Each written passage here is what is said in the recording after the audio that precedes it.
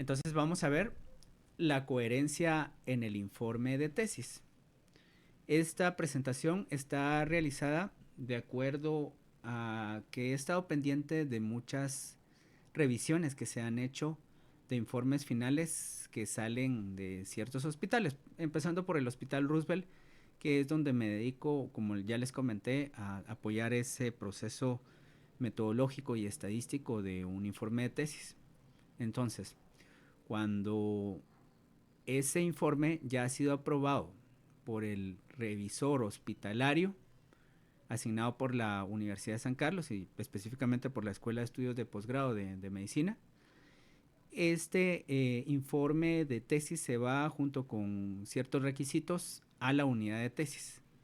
La unidad de tesis se basa en dos documentos que están, que posiblemente ya se los compartieron sus revisores. Se basa entonces en esas dos normativas. ¿Y cuáles son esas normativas? Bien, las dos normativas van a ser, por un lado, la guía para elaborar el informe de tesis. Puede ser que cuenten con una versión más actualizada, esta es la 2021, pero básicamente no ha sido mucho los cambios que se han hecho. De hecho, me he dado cuenta que en algunos casos simplemente le han cambiado aquí el año, ¿verdad? Aquí aparece todo lo que ustedes necesitan saber de la tesis, de cómo se debe presentar. Por ejemplo, los aspectos de formato, eh, cuáles van a ser los márgenes, el interlineado, la fuente que van a utilizar, el tamaño de la fuente, cuáles van a ser las secciones. Hay para cada una de las secciones, pues, mm, un desarrollo de cada una de esas secciones. El resumen, por ejemplo, aquí nos habla que debe tener 250 palabras, no deben de haber citas bibliográficas, detalles ahí de cómo se debe redactar un resumen. Luego ya se empieza por cada uno de los capítulos, que son la introducción, los antecedentes, los objetivos. Bueno, ahorita vamos a ver cuáles son todas esas secciones. En los resultados habla de algunos detalles de cómo se presentan las tablas, las gráficas. La verdad es que esto se puede mejorar. Yo no trabajo para la Escuela de Estudios de Posgrado, por lo tanto creo que soy una de las primeras personas que puede hacer una crítica a estos productos que podrían mejorarse y ser más claros.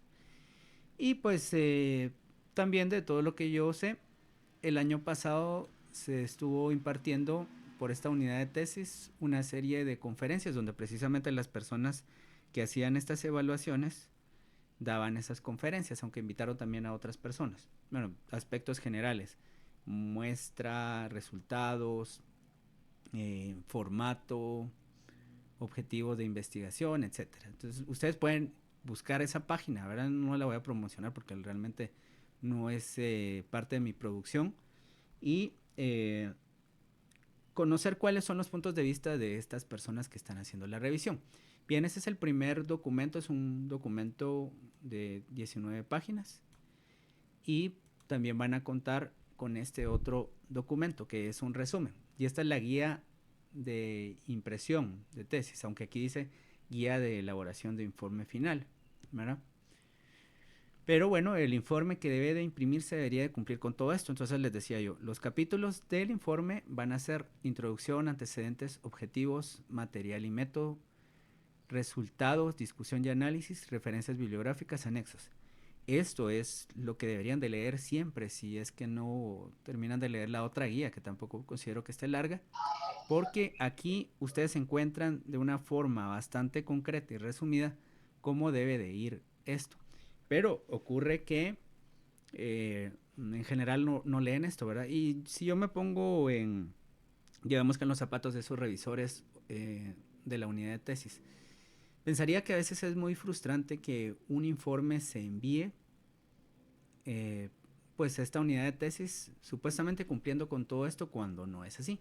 Este no es el caso de las tesis que se envían de pues del programa del Seguro Social. No es porque yo haya trabajado o porque colabore con el Seguro Social, pero definitivamente el proceso es riguroso. También lo es allá en el Hospital Roosevelt. Otra vez no es porque yo trabajé ahí, Bueno, definitivamente conozco muchas personas que se encargan de que se cumpla con este formato antes de ser enviado allá, a la unidad de tesis. Pero pues también ocurre que hay otras unidades que definitivamente mandan ahí los trabajos sin que se cumplan. Pero recuerden que siempre va a ser la responsabilidad de ustedes cumplir con todos los requisitos que le están solicitando. ¿Por qué? En primer lugar, porque si todo está ordenado hasta cierto punto en este programa que ustedes tienen de maestría con el Seguro Social, pues definitivamente que se van a tardar más si las cosas no se envían de esta manera. Hay quienes han tenido 5, 6 revisiones, en promedio serán tal vez unas 2 revisiones, cuando antes no eran así las cosas. Entonces, por un lado, se busca que estos productos mejoren. Pero bueno, yo no voy a hablar en esta ocasión acerca de cuál es la relevancia de un trabajo de investigación, por qué a veces un trabajo de tipo descriptivo no va a ser relevante, pero cuando sí lo es. Y no todos los trabajos de tipo analíticos van a ser relevantes tampoco, ¿verdad? Hay que ver la validez, hay que ver cuál es la aplicación práctica que podría tener cada uno de estos trabajos. Pero de eso no voy a hablar. Lo que voy a hablar es cómo pueden ustedes cumplir con estos requisitos. Bien, entonces, lo primero va a ser fijarnos en algunos ejemplos de informes finales que ya están aprobados y que pues estas personas amablemente me las han proporcionado para ejemplificar cómo debe ir un informe final. Este informe final, si ustedes ven los márgenes, veamos así cosas que simplemente son de formato. Si aquí vemos la disposición y vemos los márgenes, se va a cumplir con lo que nos está indicando esto, ¿no? Veamos ahorita el formato más sencillo. Nos dice los márgenes. Uh-huh. Izquierdo 3 centímetros. El resto van a ser 2.5 centímetros. ¿Verdad? Entonces acá lo tenemos. Un ejemplo de informe final, 2.5 centímetros y el izquierdo 3 centímetros. Bueno, no voy a explicar todo eso, ¿verdad? Pero ahí nos dice en ese documento cómo debe de ir la carátula. Desde el hecho que esta línea termina en DELA, la segunda línea en DELA, aquí vamos a poner, cuando ya esté aprobado este informe y no antes, cuando ya tengan un dictamen de impresión, cuál es la fecha en la que se va a hacer la presentación, cuál es la fecha de la aprobación, ¿verdad? Con únicamente el mes y el año, así como está por acá. Ni siquiera se puede poner una palabra como noviembre de 2023. Todo esto debe cumplir al pie de la letra con lo que aparece por acá. Por ejemplo, aquí el nombre lo omití, pero está en mayúsculas, ¿no? En negrillas mayúsculas, justo debajo de este título. No hay subtítulo, pues estamos viendo ahí unos detalles generales. El documento va a estar dividido básicamente en 3 secciones. La primera sección no va numerada y ahí está el índice de contenidos. Y así se llama, no índice, se llama índice de contenidos. Bueno, esto lo digo porque cuando ustedes envían el documento debe de ir con estas características. Dependiendo de quién sea su revisor, bueno, a veces es mucho más riguroso con todas las correcciones que le deja, pero es algo que aparece por acá, ¿verdad? En el formato del que les he hablado. Entonces les decía, en la primera parte, en la primera sección no va numerada, como ustedes ven. Está la carátula, el índice de contenidos, índice de tablas. Si hay gráficas, pues habría un índice de tablas. Aquí se puso un índice de cuadros. Estos son cuadros que aparecen en el marco teórico. Vean, por ejemplo, acá, tabla 5.1, el nombre completo. No solo un índice donde aparezca tabla 1 y ya, ¿verdad? Eso no es así. Luego, el resumen. El resumen debe de contar con 250 palabras. Eso no está haciendo referencia ni a las palabras clave ni al título. Entonces, ¿cuántas palabras tenemos aquí? 249. En la primera parte hay una introducción, pero no se dice aquí introducción, simplemente se habla. del tema en pocas líneas, un objetivo general, material y método, donde debería de ir cuál fue el método de muestreo, el tipo de estudio, cómo eran los pacientes, dónde se hizo, en qué fecha, qué escalas se utilizaron. Aquí es importante porque se utilizaron escalas que, si bien no todos tienen esta especialidad que es anestesiología, se han de acordar todos que en algún momento vieron la escala ASA, que se utiliza para hacer una evaluación preoperatoria. Bueno, entonces aquí se indicó esto, ¿verdad? En algunos casos se solicita que se indique acá también el tipo de análisis estadístico que se realizó. Si no son análisis estadísticos muy complejos, como chi cuadrado, una prueba de test, bueno, eso no es nada complejo, es algo sencillo. No debería ponerse acá porque es algo que ya se conoce. Ahora, si alguien dice es que usé un modelo lineal generalizado de efectos mixtos para evaluar el dolor, dado que el dolor lo iba a evaluar varias veces y estaba comparando una anestesia convencional junto con una analgesia multimodal, bueno, entonces ahí sí se debe indicar porque se está usando algo que no suele utilizarse para el análisis de datos. Luego están acá los resultados, ¿no? Yo les puedo hablar después de cómo pueden llegar a hacer esto de una forma sencilla, ¿no? Una vez todo lo demás esté ordenado. Un resumen se puede hacer de hecho en 30 minutos, ¿sí? Cuando todo lo demás está ordenado. Bueno, y la conclusión acá, una conclusión general. Y finalmente las palabras clave. Estas palabras clave sería mejor para fines de publicación que se busque en un repositorio de palabras clave, pero eso no tiene mucha importancia en este momento porque no estamos hablando de publicación. Luego la introducción con todo lo que tiene el informe, todo lo que representa el problema, más bien describir, definir el problema de investigación, hacer referencia a estudios previos, antecedentes, esto es lo que está acá.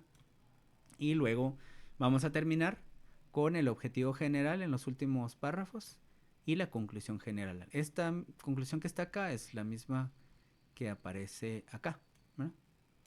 Bueno, ya veremos con mayor detalle estos temas para que ustedes vayan entendiendo a través de ejemplos cómo se van desarrollando. Los antecedentes que en el protocolo se llamaban marco teórico. Y se me olvidó decirles, la introducción se obtiene del protocolo a partir del planteamiento del problema y de la justificación, además de agregar el objetivo general, como les había dicho, y por el otro lado, la, esta conclusión general. Mientras que los antecedentes es lo que antes se conocía como marco teórico. Aquí están todos los temas que son relevantes. No es este el tema, pero les recuerdo que un marco teórico se construye a partir de los objetivos y variables de la investigación. Si yo estoy haciendo una evaluación, por ejemplo, de las complicaciones de la preeclampsia, en ningún momento tenía un objetivo en el que hablaba del tratamiento que se les da a las pacientes con preeclampsia. Posiblemente eso no debería de tocarlo o desarrollarlo en el marco teórico, porque para mí lo más importante será tal vez algo muy general, como que es la preeclampsia, posiblemente la fisiopatología y la epidemiología siempre van a ser fundamentales. Pero si estoy hablando de las complicaciones, ese debería ser el tema que desarrolle en primer lugar con mayor extensión, por un lado, y por el otro que hay otros aspectos que posiblemente no sean importantes, ¿no? El tratamiento posiblemente no sea importante. O lo pongo en otro término. Quiero saber cuál es el conocimiento que tienen mujeres con antecedente de preeclampsia sobre preeclampsia. Tal vez ya no sea tan importante que les pregunte aspectos sobre el tratamiento, porque eso no les corresponde. Podría centrarme en aspectos como identificar síntomas, qué sé yo, eso es importante. ¿Cuál es la definición de la enfermedad o qué entienden estas personas? Pero entonces el marco teórico se construye con base a los objetivos y las variables que fueron relevantes. Bien, entonces luego aquí están los cuadros, que ustedes se dan cuenta que cada cuadro está pues detallado acá su título, ¿verdad? Y abajo la fuente. La fuente debería ponerse de esta forma, en formato Vancouver, no toda la fuente, porque te están citando, ¿no? Entonces, si se dan cuenta, cada párrafo está citado. Esto está bastante ordenado.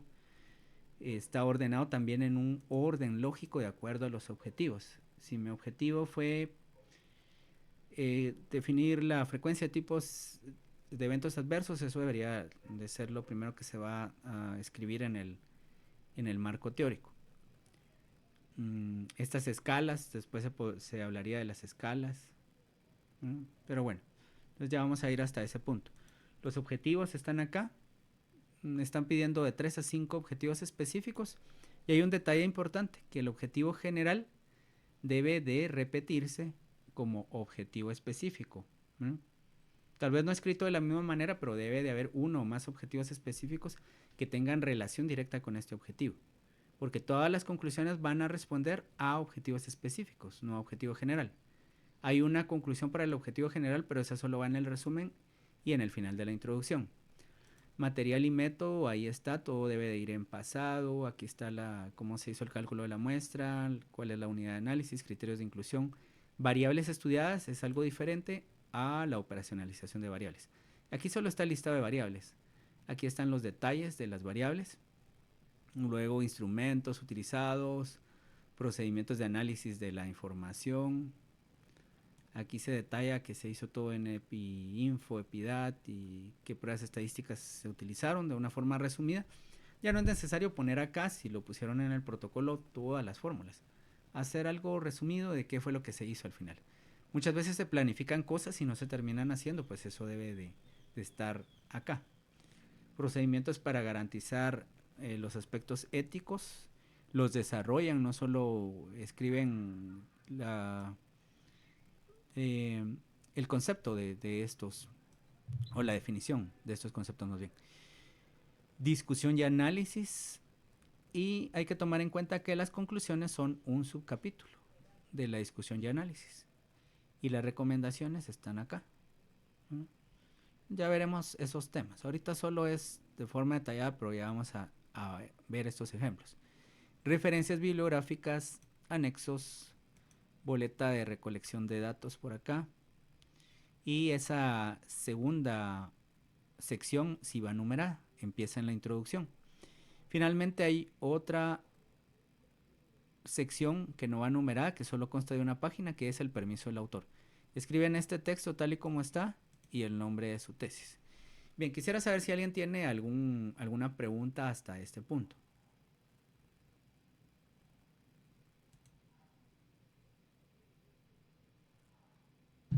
No, doctor. Todo está claro, gracias, doctor. No, doctor. Todo claro. Claro, muchas gracias. Bueno, perfecto. Entonces, Todo bien. Perfecto. Ahorita vamos a ver entonces ya qué es la coherencia en el informe de tesis. Ya que vimos ahí un ejemplo, bueno, entonces, ¿qué es la coherencia de la investigación? Cada uno de los productos de investigación tienen una relación lógica y sistemática planificados para responder a una pregunta de investigación válida y relevante.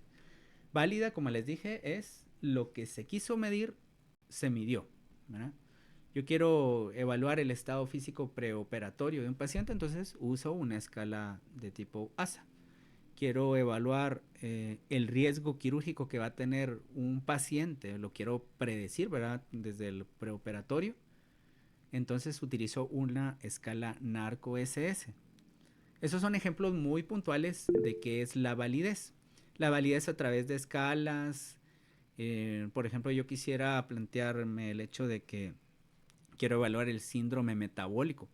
¿Cómo se evalúa el síndrome metabólico? De acuerdo a diferentes tipos de definiciones, no todas coinciden en lo mismo, ¿verdad? Entonces, por ejemplo, habrán algunas que me digan, tengo que evaluar resistencia a la insulina, obesidad central. Bueno, entonces yo me pregunto, ¿cómo se evalúa la resistencia a la insulina?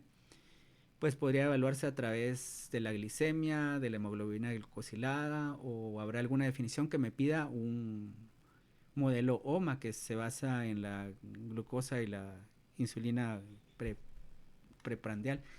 Y entonces ahí seguimos hablando de validez. Ahora dice investigación válida y relevante. Bueno, relevante, eso ya tiene que ver con que haya alguna aplicación en el estudio, con que no sea algo que ya se haya investigado, con que la profundidad de la investigación nos dé algún fruto, ¿verdad? Entonces, si yo digo, voy a hacer una caracterización de pacientes pediátricos que tienen cetoacidosis, ¿verdad? Posiblemente, si no se haya hecho eso, aunque sea un estudio descriptivo de los más sencillos, que son los de caracterización, va a ser importante. Bueno, no conocemos todas las características de nuestros pacientes, nos preguntamos qué porcentaje de estos pacientes van a tener un diagnóstico conocido de diabetes y que posiblemente la mayoría no lo tienen, y esa es la forma de tener un diagnóstico debutante, dado que presentan esa complicación. ¿Será importante eso? Pues ya se verá. En otro caso, algo como una caracterización de un accidente ofídico. ¿Es importante esa caracterización? Posiblemente sí lo sea, porque el solo saber en dónde se da esa mordida de la serpiente, si es en piernas o en brazos, ya nos indica qué tipo de especie es la que tiene esta serpiente que mordió, y si es necesario o qué tan probable, o de acuerdo a esa especie, ¿verdad?, que se tenga que dar uno u otro tratamiento, ¿verdad? Todo eso va a guiar. Hay aquí un ejemplo de algo que definitivamente va a ser relevante. Y los productos parciales de la investigación tienen una continuidad y una coherencia entre sí. Una investigación es válida porque la idea de investigación se ha concretado en un plan de investigación dirigido para responder a las preguntas de investigación con suficiente validez y precisión. Ahora tenemos otro término. El otro término va a ser el término de la precisión. La precisión tiene que ver con que si ustedes hacen diferentes evaluaciones, pues esas evaluaciones van a ser similares entre sí si no han cambiado las condiciones de este paciente, ya sea la gravedad de su enfermedad o qué sé yo. Muchas veces tienen que ver con las pruebas y ahí sí se escapa de nosotros. Deben de utilizarse pruebas que sean precisas. Si estoy midiendo la PCR en un paciente con osteomielitis y hago varias evaluaciones el mismo día y tienen diferentes resultados muy diferentes entre sí, tal vez lo que estamos usando no sea tan preciso. O algo más sencillo como hacer la evaluación del peso de un paciente o del porcentaje de grasa y obtenemos valores muy dispares el mismo día. Esos instrumentos tal vez no son lo suficientemente precisos. Pero vamos a ver acá que esta investigación va a ser válida porque la idea de investigación se ha concretado en un plan de investigación dirigido para responder a las preguntas de investigación con suficiente validez y precisión. Y aquí lo importante, lo que hay que rescatar, es el hecho que la validez de la investigación depende del diseño de la investigación por un lado y por el otro lado por el muestreo. Un muestreo bien realizado y un diseño bien hecho van a garantizar en cierta manera desde ya la validez del estudio. Por ejemplo, si yo quiero decir, quiero predecir, vamos a ver, quiero encontrar la relación entre bajo peso al nacer y el peso materno. Pero resulta que cuando hago el diseño, no era el diseño adecuado, porque yo solo tengo en mi estudio pacientes con bajo peso al nacer. Entonces, ¿qué voy a asociar? No puedo asociar nada, porque para poder relacionar el bajo peso al nacer con el peso de la madre, necesitaba un grupo de niños que tuvieran peso normal. Es así que si yo lo diseño algo parecido a estudio de casos y controles, requiere un grupo que tenga bajo peso al nacer y otros niños que han nacido con peso normal. Ahí puedo comparar el promedio del peso materno, o si lo hago a través de un chi cuadrado, por ejemplo, necesitaría determinar en el grupo de bajo peso cuántas madres tenían infrapeso. Eso mismo me lo pregunto en el otro grupo. ¿Qué porcentaje de esos niños que están en el grupo de peso normal, sus madres tenían infrapeso? ¿Verdad? Entonces, ahí hay un ejemplo de cuando no se diseñó bien una investigación y por lo tanto no podemos responder a la pregunta de investigación. Y veamos aquí la coherencia ya en términos más concretos. Aquí hay un objetivo que nos dice identificar los factores obstétricos que influyen en el contenido calórico de leche materna en el banco de leche humana del Hospital Regional de Cuilapa. Y dice cuáles son los factores obstétricos. Entonces aquí se presentan algunos, ¿verdad? Esta tabla está hecha en formato de tipo académico, ¿verdad? Es la forma en la que suelen presentarse estas, estas tablas en los papers, por ejemplo. Entonces vean, el contenido calórico, que puede ser hipocalórico normal o hipercalórico, lo estoy asociando en una sola tabla de forma univariante con todos estos aspectos. Había trastornos hipertensivos del embarazo, había anemia materna, había enfermedad renal crónica, había restricción del crecimiento intrauterino. Veamos con anemia materna. Yo esperaría que si la madre tiene anemia, es más probable que la leche tenga un contenido hipocalórico. Entonces, acá tenemos. De las mujeres que tenían anemia materna, el 72% de ellas, la leche que, que donaron al banco de leche era de contenido hipocalórico. Mientras que cuando la madre no tenía anemia, solo el 26% de esos casos hubo leche con contenido hipocalórico. Esto es estadísticamente significativo en el sentido de que hay una asociación estadística entre anemia materna y el contenido calórico de la leche, ¿verdad? Entonces, vamos desde acá, pasando por acá, hacia conclusión general. La presencia en la gestante de trastornos hipertensivos, anemia, enfermedades crónicas o restricción del crecimiento intrauterino se asocia con la cantidad de calorías en la leche materna. ¿Ya? Entonces, si se dan cuenta, aquí estamos respondiendo de forma directa a este objetivo. No estamos diciendo otra cosa que no sea la respuesta a este objetivo. La presencia de trastornos hipertensivos, anemia, enfermedades crónicas o restricción del crecimiento intrauterino se asocia con la cantidad de calorías. También hay que saber responder de acuerdo a al diseño del estudio. Este es un estudio transversal, no es un estudio de cohortes. En un estudio transversal no podemos hablar de causalidad, solo estamos diciendo que estas cosas se asocian. Pero yo no puedo decir en esta investigación lo siguiente: los trastornos hipertensivos del embarazo fueron la causa de que hubiera un contenido hipocalórico en la leche materna. No, porque el diseño transversal no me puede hablar en ningún momento de causalidad, pero esos son otros aspectos a los cuales no les vamos a dar ahorita tanta importancia. Y bueno, aquí voy a hablar algunas cosas que son importantes, las concepciones erróneas en la investigación. El hecho que necesitemos siempre de un epidemiólogo, de un estadístico. Aquí en Guatemala no hay metodólogos, en otros países como Perú, pues Ecuador hay metodólogos, Colombia, por ejemplo, incluso creo que en México, es porque necesitamos de especialistas que conozcan todos esos errores que se pueden cometer en la investigación. En primer lugar, yo les ponía el ejemplo de que aquí no se puede hablar de causalidad, sino que solo de asociación estadística. Cuando encontramos esta asociación estadística, luego podemos hacer un estudio más complejo para saber si realmente hay causalidad. Si es que los trastornos hipertensivos del embarazo causan que el contenido de la leche sea hipocalórico o con mayor frecuencia. Pero bueno, es ahí donde un investigador experimentado, un revisor experimentado debería poder identificar estos entre otros errores. Bueno, se cumple con los objetivos de la investigación, es un error bastante frecuente. No se cumple con los con los objetivos de investigación. Se cumple con un horario, se cumple con una responsabilidad, pero los objetivos de investigación en general son preguntas de investigación. Entonces nosotros respondemos a objetivos de investigación. Hay lo que se conocen como objetivos operativos. Por ejemplo, un objetivo operativo podría ser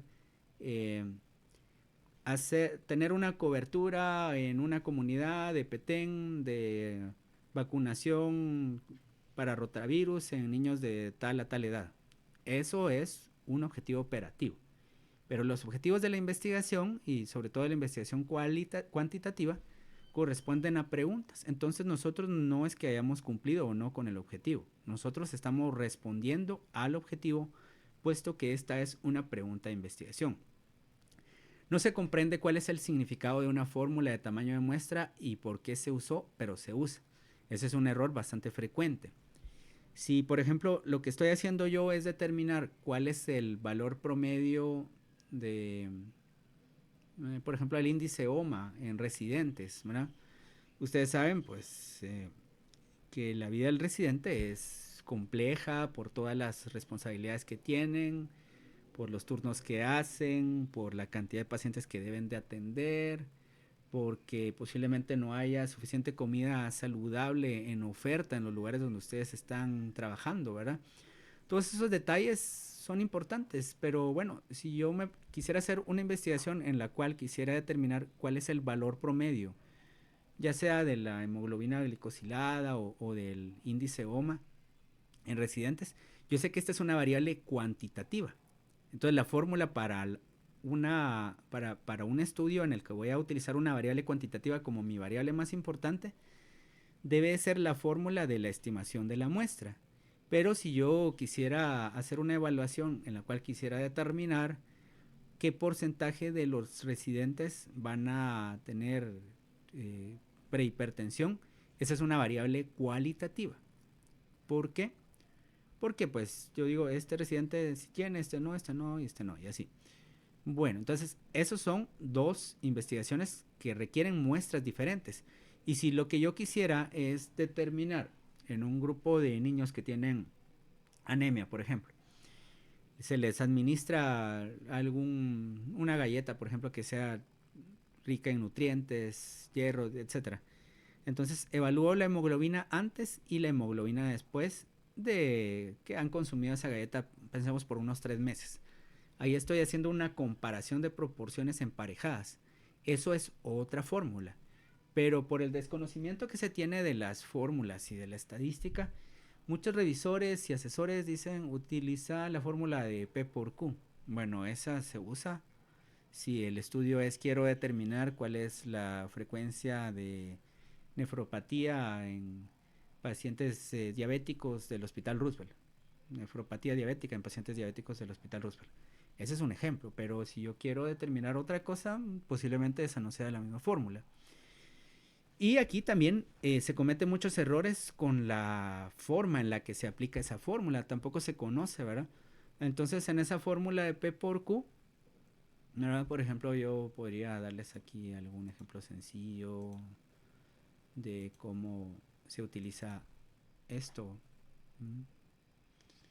Veamos acá, métodos. Ahora lo que yo quiero saber es, mi pregunta de investigación es, ¿qué porcentaje de residentes del ICS, independientemente de su especialidad, tienen resistencia a la insulina?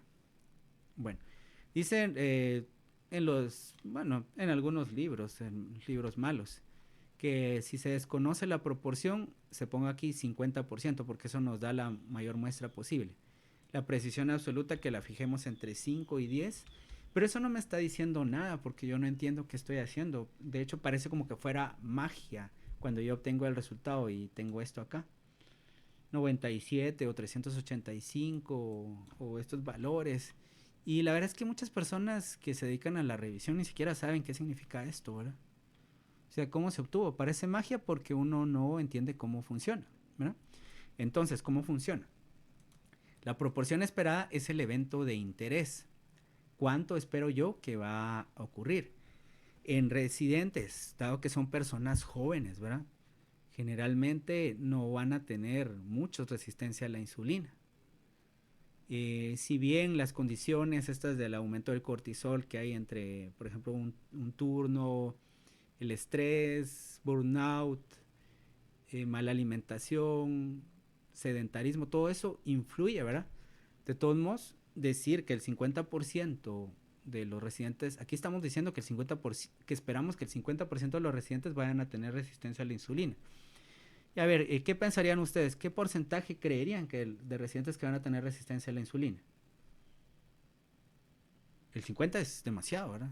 Son personas jóvenes. ¿No es un 10%? ¿Perdón? ¿Un 10%? Hay una voz del fondo y no la escucho, pero escuché esta, perdón, si no es que no esté tomando en cuenta la otra opinión. 10% me parece que es algo posible y no un 50%. 50% es alto, ¿verdad? Incluso si estuviera hablando de prehipertensión, lo mismo, ¿verdad? Un 10, un 5%. Y si tengo un 10% del evento de interés es poco frecuente y requiere una precisión del 5%. Ahí tal vez ya tiene más sentido, aunque no les voy a explicar todo este detalle porque si no, no vamos a terminar. Entonces aquí ya entiendo más o menos por dónde van las cosas, ¿verdad? Con un 5% de error de muestreo necesito 139 residentes. Y aquí todavía puedo hacer un ajuste por tamaño poblacional, suponiendo que son 500 residentes los que están en el IX. Entonces voy a requerir realmente 109 residentes. Más o menos tiene ya más sentido que simplemente ingresar numeritos acá, ¿verdad? Bueno, luego dice la estadística inferencial le da validez a la investigación. No, o sea, el hecho que pongamos ahí un valor P no quiere decir que nuestra investigación sea mejor que no lo pongamos. A veces ni siquiera hay que ponerlo porque no tenemos la suficiente muestra, pero esos son detalles que obviamente se le deben de preguntar a un estadístico, ¿verdad? Si yo solo tengo 10 pacientes en dos grupos y la variable de interés, eh, la diferencia que hay entre un grupo y el otro es bien pequeña, no me sirve de nada porque requeriría una muestra más grande para probar si realmente hay diferencia estadística. Entonces, la estadística inferencial muchas veces se está sobrevalorando. La estadística descriptiva es importante porque estamos hablando de los pacientes con los que tratamos. Sí, en este ejemplo que yo les tenía por acá, bueno, entonces tenemos, vamos a ver, eh, aquí hay algunos detalles que deberían de mejorarse, pero bueno, 74 más 132, esos serían 200, ¿qué? 206 pacientes, ¿verdad? Entonces aquí debería de ir esto, n es igual a 206. Y en qué momento se hizo y en dónde se hizo. Pero bueno, lo importante acá es de que estos 206 pacientes fueron los que evaluó esta persona, este residente o esta residente, ¿ya? Tiene la evidencia de estas 206 personas. Lo de valores P, intervalos de confianza, se basa en probabilidad después de estudiar estos datos. Es así que esas son cuestiones probabilísticas, pero esto es lo que nosotros observamos. Entonces la estadística descriptiva nunca vamos a decir de que es algo que no sirve o algo que nos da una explicación pobre y que todo nos lo va a resolver una prueba de chi cuadrado o algo así, porque no es cierto. O sea, cada cosa tiene su lógica. La estadística inferencial se hace para hacer inferencia estadística, valga la redundancia. Es decir, para saber si lo que obtuvimos en nuestra muestra se puede generalizar a la población. Bueno, pero ese ya es otro asunto. Entonces, otro error que se comete es un investigador o un estadístico lo sabe todo. No, definitivamente yo me la paso estudiando siempre para poder ser menos ignorante en mi campo. Y así mismo hacen ustedes cuando están leyendo publicaciones científicas, otros libros, van a congresos y lo que sea, ¿verdad? Porque muchas veces ocurre que, sobre todo en esta área, como muchas personas no saben, quienes saben poco creen saberlo todo. Y esa es una crítica que siempre hago para mantener la humildad, en el sentido de que uno tiene que seguir estudiando y conociendo y aprendiendo y todo. Pero aún así, pues hay un punto en el cual también uno puede defender lo que sabe si tiene muy claros esos fundamentos. Y eso en cualquier área, ¿verdad? Luego, el investigador que lo sabe todo hereda concepciones erróneas de la estadística y la investigación y así las va repitiendo, ¿verdad? Entonces dice, es que la muestra lo más pequeña que debe ser es de 30 y si tenés una muestra de 30 ahí ya lo hiciste todo. No es cierto. Las muestras depende de qué estén investigando. Si algo es poco frecuente, 30 muestras no les sirven para nada. Y si algo es muy frecuente y lo que están investigando es muy frecuente, entonces una muestra de 30 o incluso más pequeña podría servirles para mucho. Pero esos son detalles que solo se van comprendiendo, estudiando bastante, teniendo muchas personas a quienes servirles, ¿verdad? Y así se va aprendiendo. Lo que el investigador prevé siempre se debe cumplir. Entonces ustedes se dan cuenta que lo mismo que hacen en la parte clínica con sus pacientes es a refinar su criterio diagnóstico, terapéutico, lo que sea, es lo mismo que debería de esperarse de la investigación. Y hay un aspecto que es importante, yo siempre se los digo, y no para congraciarme con los residentes con los que siempre estoy trabajando, no, sino que es la verdad. El hecho de que ustedes han hecho una tesis de grado, posiblemente hicieron otra investigación, qué sé yo, o estuvieron en otro programa, no sé, algún diplomado, lo que sea. Pero bueno, ¿qué es lo que se espera de ustedes? Se espera mucho y es cierto, ustedes tienen un compromiso porque cuando les hicieron una entrevista, seguramente les preguntaron si les gustaba la investigación y nadie dijo, no, no me gusta, ¿verdad? Bueno, eso es una cosa que hay que tomarla en cuenta. Pero lo que sí es cierto es de que no tienen mucha experiencia en esto. Así que hay que buscar apoyo, ¿verdad? Y sé muy bien de que ustedes tienen profesores que en verdad, pues, les interesa lo que están haciendo, ¿verdad? No ocurre eso siempre. Entonces, esa puede ser una ventaja. Lo que investigador prevé siempre se debe de cumplir. No, eso tampoco, ¿verdad? Y aquí está lo que le llaman el sesgo de publicación. Cuando ustedes dicen, yo pienso que este medicamento tiene este efecto. Ah, bueno, entonces como no tiene este efecto, entonces no lo publico. Eso es un error, debería de publicarse, porque así nosotros le decimos al mundo que este medicamento no sirve para esta enfermedad, ¿no? Entonces, de forma rápida. Y bien, entonces ya aquí vamos a avanzar con cuál es el proceso de investigación. Incluye una idea de investigación que se convierte en un tema de investigación, en un problema de investigación. Estos van a ser preguntas de investigación, estos van a ser objetivos. Los objetivos deben de tener implícitas las variables que se utilizan y las cuales van a estar en el instrumento de recolección. Y al recolectar y analizar todos los datos vamos a tener resultados, los cuales se convierten en conclusiones que son las respuestas a los objetivos. Así es como va ocurriendo todo. La idea es algo muy vago, ¿verdad? Yo quiero estudiar sobre, por ejemplo, no sé, podría ser retinopatía eh, en el recién nacido. Quiero estudiar cualquier cosa, ¿verdad?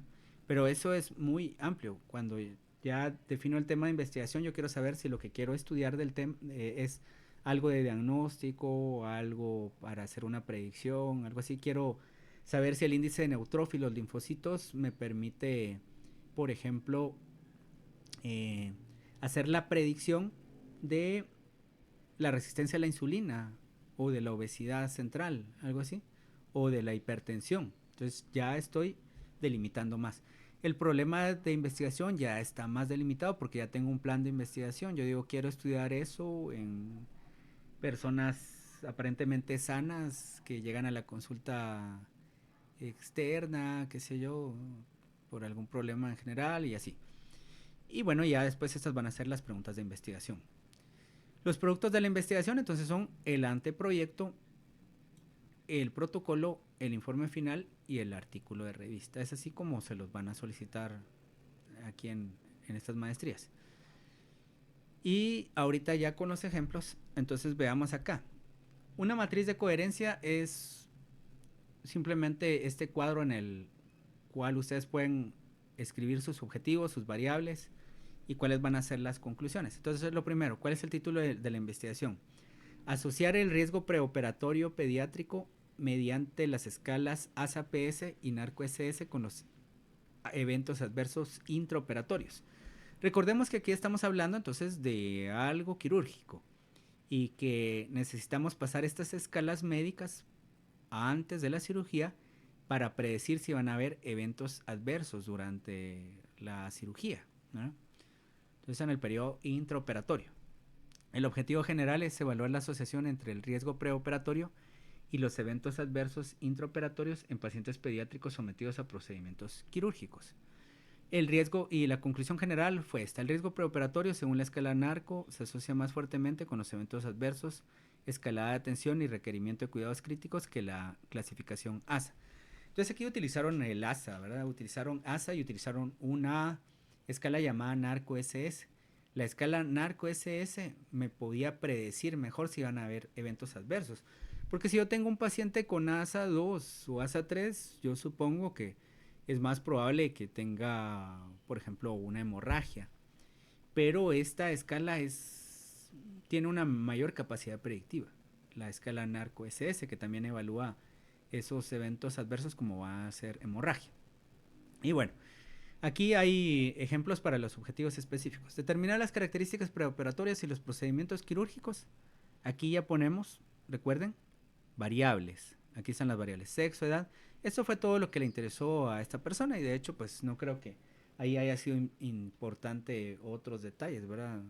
Por ejemplo, la escolaridad de los padres, eso tal vez no era importante allá. Aquí solo nos interesaba el sexo y la edad de estos pacientes pediátricos. El sistema relacionado al diagnóstico quirúrgico, el tipo de cirugía, el estado físico preoperatorio. Esto se determina a través del ASA, ¿verdad? Y ahí están. ¿Cuál es la conclusión? Aquí está. Nos dice resultados en la tabla 5.1 del informe final. Conclusión: las características preoperatorias prevalentes fueron sexo masculino, edad de 5 a 12 años, estado físico, ASA 1, 2, riesgo preoperatorio, etc. Aquí dice identificar la asociación entre el estado físico preoperatorio y los eventos adversos, escalada de atención, requerimientos de cuidados críticos. Ya no voy a hablar de todos estos demás ejemplos, sino que solo este. Las variables que servían para responder a esta pregunta de investigación o a este objetivo son estado físico preoperatorio, que nos lo da el ASA, los eventos adversos, la escalada de atención y el requerimiento de cuidados críticos. ¿Dónde está esto? En la tabla 5.3 del informe. Se encontró asociación estadísticamente significativa entre estado físico preoperatorio y eventos adversos, P menor a 0.01 o R462. Eso quiere decir que quien tenía, por ejemplo, un estado físico preoperatorio ASA 3 o 4, presentaba 4.6 veces la probabilidad de que ocurriera un evento adverso intraoperatorio que aquel que tenía un ASA 1 y 2, por ejemplo. Estos otros ejemplos pues son similares, ya no los voy a discutir. Y en la operacionalización de las variables, lo mismo, ¿verdad? Este es otro ejemplo. Si el objetivo era describir las características epidemiológicas de mujeres que presentaban, vamos a ver, trastornos hipertensivos del embarazo, las variables que me interesaron era edad, residencia, escolaridad. Aquí las estoy definiendo con su tipo de variable, escala de medición, unidad de medida. Esto es qué significa, cómo lo recolecto, qué tipo de variable es, cuál es la escala de medición que tiene y cuáles van a ser sus unidades de medida. Aquí tengo otra columna que es la macrovariable, porque estoy agrupando todas estas como características epidemiológicas. Cuando el objetivo era determinar las características epidemiológicas de pacientes con preeclampsia, por ejemplo. Luego, resultados. Tabla de resumen de características. Esto es del estudio de las escalas para evaluación de eventos adversos. Entonces regresemos. Dice: el objetivo específico es determinar las características preoperatorias y los procedimientos quirúrgicos a los que fueron sometidos los pacientes. Bueno, ahí estaban las variables. Y aquí está nuestra tabla que dice sexo, edad, sistema relacionado. En la operacionalización de variables, les comento, deben de desarrollar esas variables en el mismo orden, ¿no? Ok. En ese mismo orden. Eso quiere decir, el ejemplo que tenía aquí de operacionalización no corresponde a estos resultados, ¿verdad? Pero en este estudio, en la tabla, la primera variable que debe aparecer va a ser edad, después residencia, después escolaridad, después edad gestacional. Acá así, ¿verdad? Y esto que está acá es lo primero que me va a aparecer en el instrumento de recolección de datos. Ustedes se preguntarán, pero ¿y por qué esa forma? La verdad es que en la investigación se requiere flexibilidad, pero esa es la forma en la que van a pedirles los trabajos. Entonces hay que tomar en cuenta esos aspectos porque lamentablemente hay poca flexibilidad en la revisión de estos trabajos. Bueno, ahora bien, entonces acá todo esto están, vean, esta es una tabla de resumen, como una tabla 1 de un artículo de revista. No tengo que hacer una tabla por sexo, una por edad y así, ¿no? Aquí lo estoy poniendo todo, porque eso es lo que corresponde a mi objetivo. Este es un ejemplo de una tabla de asociación de variables. El estado físico preoperatorio. ¿Y cuál era ese objetivo? Este lo tenía por acá. Dice, identificar la asociación entre el estado físico preoperatorio y los eventos adversos, la escalada de atención y el requerimiento de cuidados críticos. Y aquí está la tabla. Entonces, eventos adversos, escalada de atención, valor P, odds ratio y así. Bueno. Ahora bien, las conclusiones. Cuando el objetivo era caracterizar epidemiológicamente a pacientes con preeclampsia, la conclusión fue las pacientes con preeclampsia eran más frecuentemente de edades entre 22 a 31 años, residentes de la ciudad de Guatemala, etc. Veamos otro. Evaluar la relación entre síntomas de preeclampsia y los niveles alterados de creatinina y ácido úrico. Se encontró asociación estadísticamente significativa entre niveles alterados de creatinina y eso. Cuando estoy haciendo una investigación, ¿verdad? Porque yo también hago investigaciones. Generalmente copio los objetivos cuando voy a escribir las conclusiones y, por ejemplo, ya después tengo a la par mis resultados y los objetivos me sirven para redactar la conclusión, ¿verdad? Así es más fácil. Se dan cuenta que cada objetivo específico tiene aquí su conclusión y está en el orden en la que se presentaron los objetivos, de la forma más clara que se pueda, mencionando también cifras. Para este caso solo frecuencias y para esto valores P y odds ratios. Bueno, esa es una cosa. Discusión de resultados. Aquí esta diapositiva está muy cargada, pero solo es para que ustedes la lean porque yo se la voy a compartir, ¿no? En la discusión de resultados se hablaba de que los niveles alterados de ácido úrico se asociaron a complicaciones como la eclampsia, la falla renal, ¿no? Y luego en la discusión de resultados, pues, además de que ya se interpretaron esos resultados, hay que ir contrastando lo que obtuvimos con otras investigaciones. Por ejemplo, aquí me dice, en la investigación de Yan y colaboradores realizada en 634 pacientes se demostró que luego del ajuste por comorbilidades y función renal basal, la hiperuricemia es un factor de riesgo independiente de falla renal aguda, justo y como lo encontramos acá. Aquí nos dice un valor P significativo y un odds ratio 4.42. De hecho, el riesgo es muy similar en ambos grupos, ¿verdad? Y aquí estoy poniendo la cita Vancouver, de donde obtuve ese estudio, porque no vale solo poner el nombre y después alguien lo busca y dice, ¿y qué estudio es ese? Porque aquí ni siquiera estoy mostrando el año o algo así. Entonces, por eso siempre hay que referenciar eso. Bueno, vamos a tener algunas preguntas y ya casi voy a terminar la presentación. Instrumento de recolección de datos, lo mismo, en el mismo orden, ordenado por secciones. Si mi objetivo era, recuerden, determinar las características epidemiológicas de pacientes con preeclampsia, entonces ahí están las variables, edad, escolaridad. La sección B, el objetivo específico numerado será describir los signos, los síntomas y signos de estas pacientes. Así está ordenado.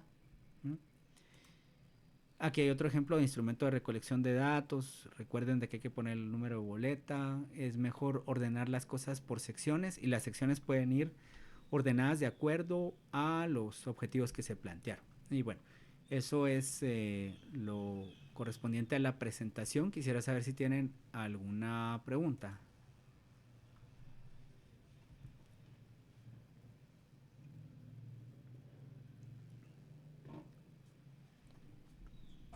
No, doctor, muchas gracias. ¿Alguien más que tenga alguna... algo ahí? Doctor, perdone. Tienen la mano levantada, doctor. Ah, perdón, no lo estoy viendo acá, pero sí, que... Ajá, Javier Valiente. Sí, dígame, doctor.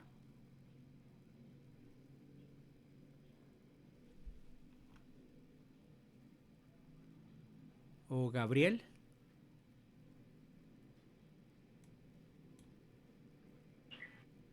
No, ya me las resolvieron en una de las cosas que dijo antes. Ah, bueno, perfecto, perdón, estaba viendo solo la presentación, no tenía ahí esta información. ¿Alguien tiene alguna pregunta? Creo que alguien sí iba a hacer alguna pregunta, ¿no? Sí, doctor, perdone la molestia. Sé que tal vez este es algo un poco atrasado lo que usted nos mencionó, pero tal vez eso nos podría echar una mano. Con Ujú. respecto a las variables dependientes e independientes, una forma fácil que usted nos podría dar para diferenciarlas, que a veces caemos en el error de poner una donde va la otra, pero Ah, ya. ¿cómo nos podemos guiar con eso? Ok. Dependiente es el efecto, es el resultado, ¿verdad? Eh, la independiente es la causa, es es el factor, ¿verdad? Entonces, por ejemplo, nosotros decimos, quiero evaluar la frecuencia, quiero evaluar el riesgo de úlceras por presión. Eh, bueno, planteémoslo de la siguiente manera.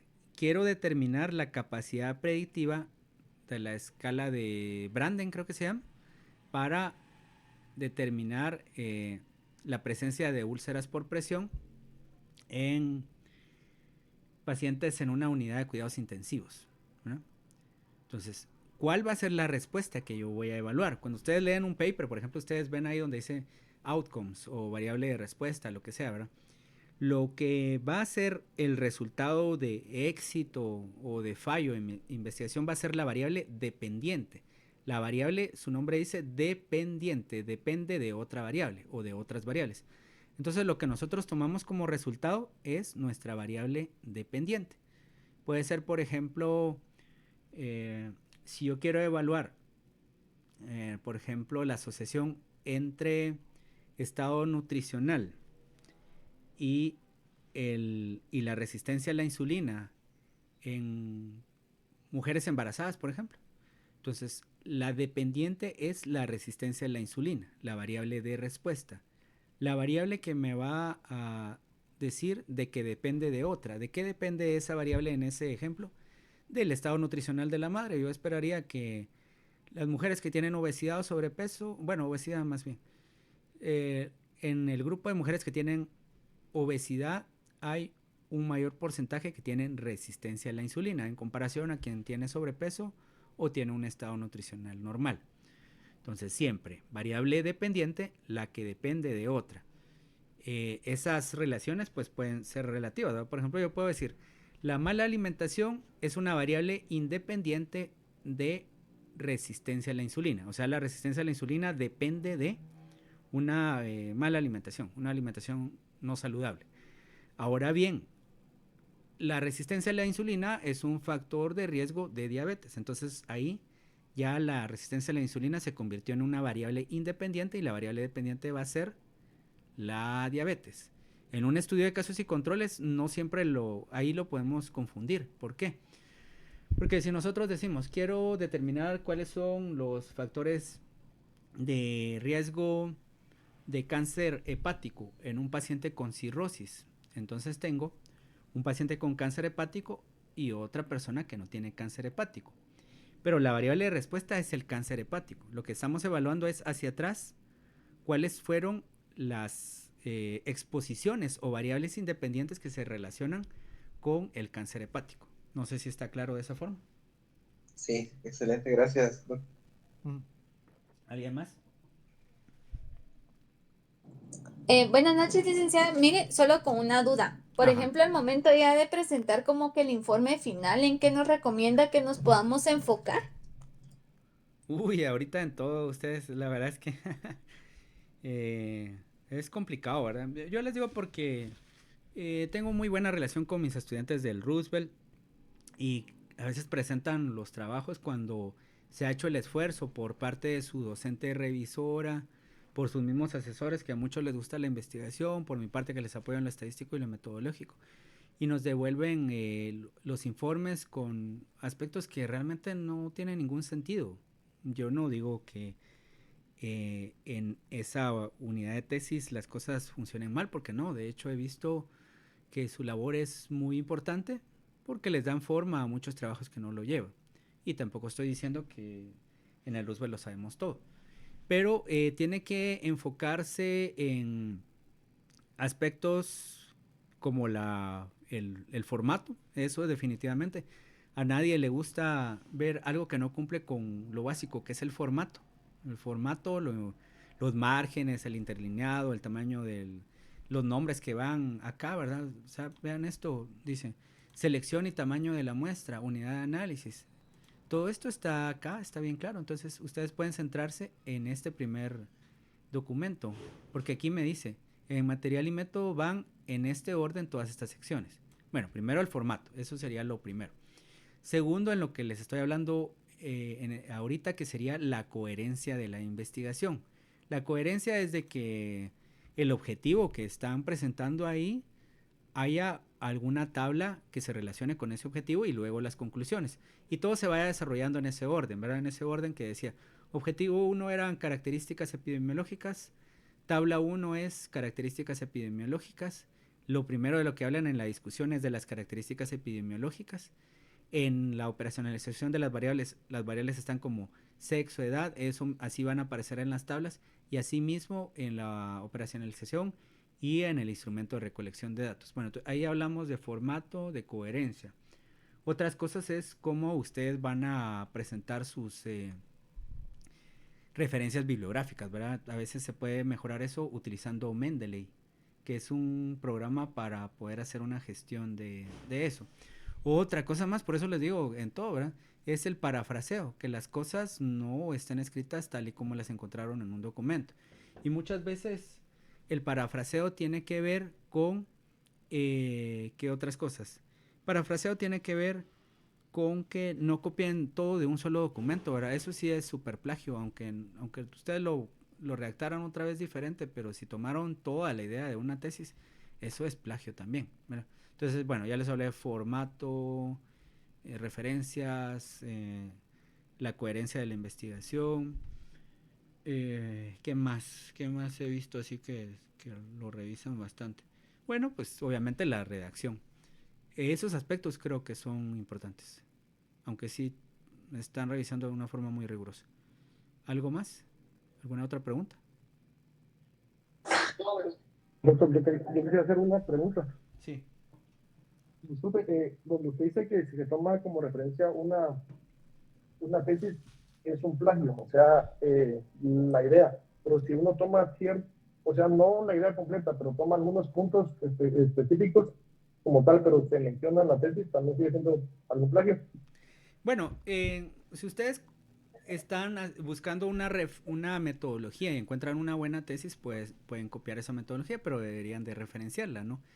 En el caso de, yo les digo, ¿cuándo es un plagio? Pues cuando ustedes tomaron una tesis y el marco teórico lo hicieron con los mismos temas que la otra tesis y ya no es parte de ustedes, ¿verdad? Es parte de otra persona que hizo eso. Y a veces me doy cuenta que esa persona también le copió a alguien más. Entonces hay que ser críticos con lo que se hace, ¿verdad?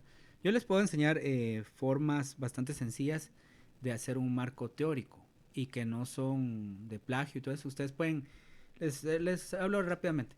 Si ustedes hacen un marco teórico, tienen sus objetivos, busquen unos 4 o 5 estudios de revisión, vean cuáles son los temas que están ahí, que se relacionan con su tema de investigación. Los subtemas los van variando ahí, van obteniendo la información de esas revisiones de otras tesis, y a la vez pues ustedes también van a ir buscando los artículos que consultaron esos artículos de revisión. Esa es una forma bastante sencilla. Les voy a dejar aquí mi canal de investigación que se llama Asesoría Estadística y Tesis. Aquí hay en las listas, por ejemplo, un curso de investigación epidemiológica que es parte de lo que di en el IX. Otro curso de Yamovi, que es el software que utilizo para dar clases a medicina sobre estadística. Y bueno, eso es lo que tengo. No sé si tienen alguna otra pregunta. Sí, usted comentaba lo que nos va explicando sobre los estudios transversales, como que el objetivo y la conclusión, cómo se iban redactando en, en esta parte. Uh-huh. Un estudio longitudinal, Sí. ¿cómo podría como cambiar esto para que lo tomáramos como en cuenta y de lo que llevamos hasta ahorita explicado, como que varía entre lo que nos ha explicado hasta ahorita? Bueno, no varía tanto, solo le pongo un ejemplo, ¿verdad? Un estudio longitudinal es en el cual partimos de que la enfermedad, por ejemplo, no está presente y le vamos a dar seguimiento al paciente.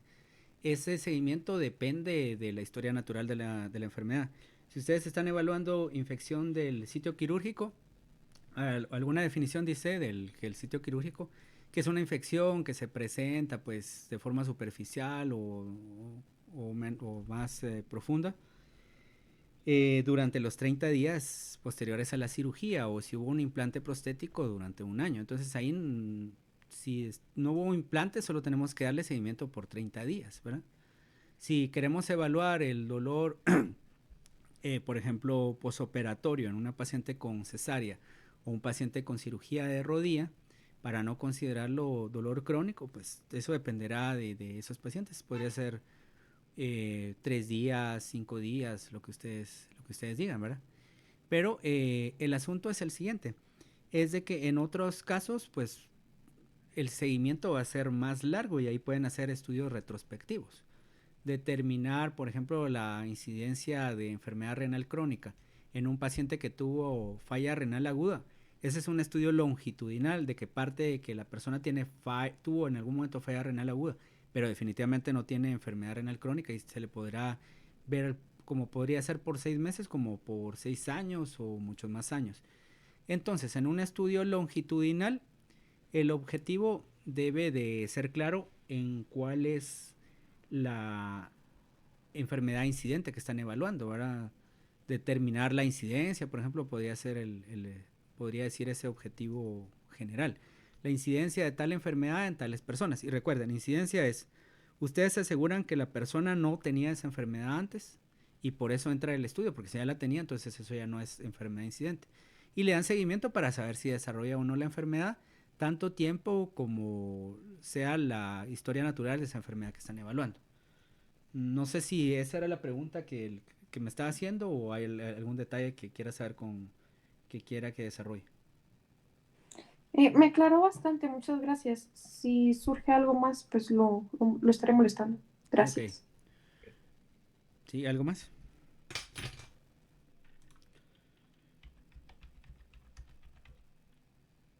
Bueno, si no hay otra pregunta, entonces les dejo aquí mis datos. Está el teléfono. Y mi nombre es André Chocón. Muchas gracias por la plática, licenciado. Estuvo muy interesante. Bueno, está bien, entonces terminamos acá. Que tengan buen día y gracias por el interés en la charla y que tengan feliz tarde. Hasta luego.